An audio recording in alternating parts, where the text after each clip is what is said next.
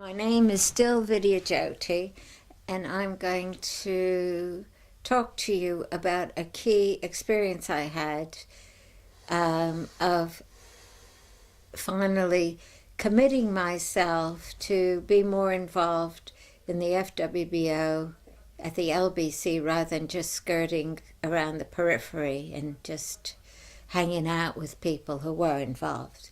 And that event was Van Giese's funeral. Now, as I said earlier, Van Giese was someone who was working in Friends Foods, which is now called Friends Organic, which was situated just on the corner of the LBC, which is now Sudana Charity Shop. And I used to go into Friends Foods, as it was then, and chat with the guys there, particularly Van Giese, and let off steam about the stress that I was under as a social worker in the area. And Van Giese had encouraged me to leave the job and work in the cherry orchard. And then suddenly Van Giese was dead. And he died quite suddenly, I think, of a heart attack. And it was a tremendous shock to me. He was like an institution as far as I was concerned.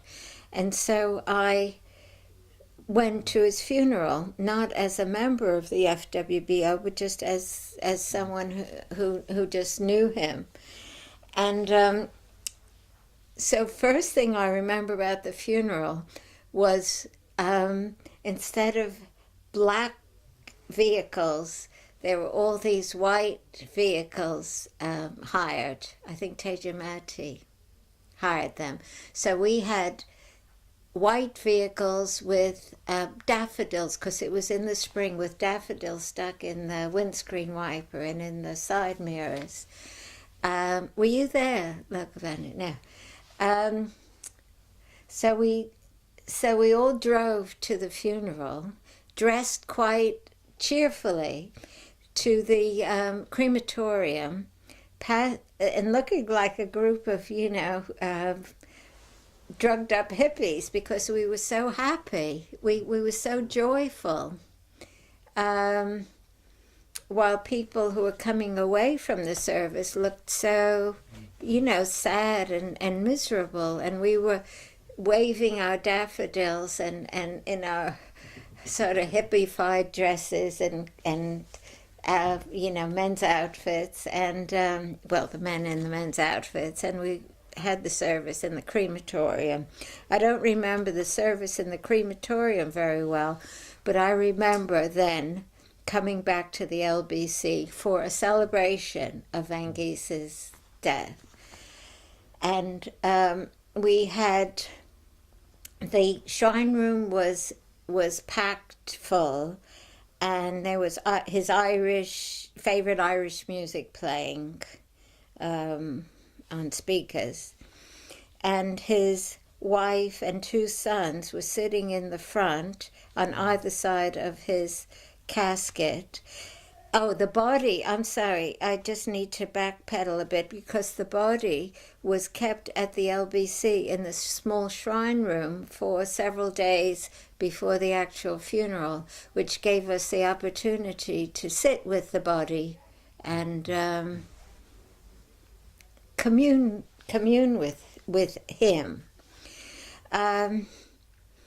So the celebration, what I remember about the celebration, there were a lot of people entertaining, and Suchita played the piano, and lots of food, and it was a very joyful, celebratory atmosphere. But what touched me most deeply was Van Giese's son getting up to play yesterday on the flute. And he was quite heartbroken, and in the middle of playing, he broke down weeping. And what touched me so much was that nobody said anything. We all just waited, and we waited and waited and waited until he got himself sorted out and continued playing. I thought there was something so beautiful about that. Afterwards, I learned that his wife, who wasn't that thrilled with her husband's involvement in the FWBO because, I guess he took a big cut in income and was away a lot, that she was very, very grateful to us for celebrating her husband's death, and wrote to us and thanked us, and I think she even sent us a contribution. So that was a very special moment of a celebration of death, and I think that's been a theme for me throughout. That stood me in good stead till now when my mother died recently, and I feel like I've got a handle on death somehow, which was started by this event at the LBC.